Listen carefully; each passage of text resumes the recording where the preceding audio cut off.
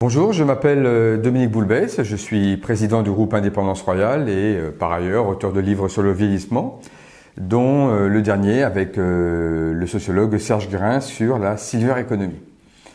Alors aujourd'hui, je voudrais vous parler de la classification des générations. Alors, on parle de baby boomers, de génération X, Y, Z, et tout ça, ce sont des références maintenant dans la culture populaire occidentale, mais sait-on vraiment ce que ça désigne ?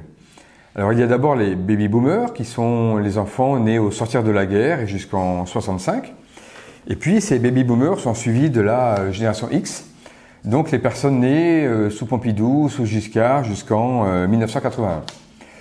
On appelle ensuite la génération Y les enfants nés entre 1980 et 2000.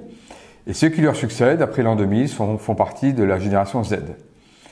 Alors, à ces quatre types de générations, les sociologues associent des profils de comportement, de niveau culturel et d'implication sociale.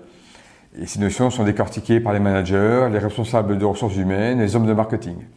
Dans les grands traits, les baby boomers qui sont nés après la Seconde Guerre mondiale sont attachés à l'ordre établi. Ils sont travailleurs.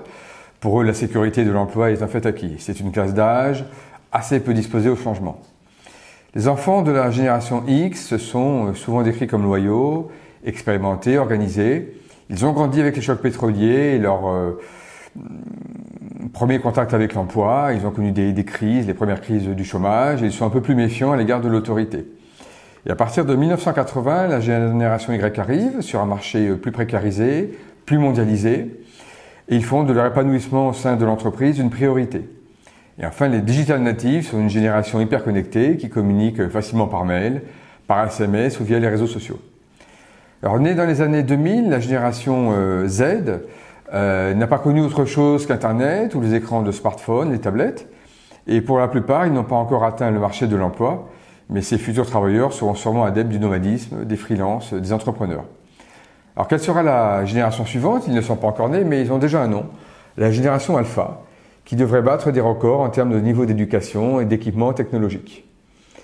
Pour la silver economy, l'enjeu est de mieux comprendre ces distinctions, notamment pour connaître ceux qui vont atteindre le troisième âge, comme la génération X, à partir de 2020. Voilà, j'espère que cette vidéo vous aura été utile et je vous donne rendez-vous pour une prochaine vidéo.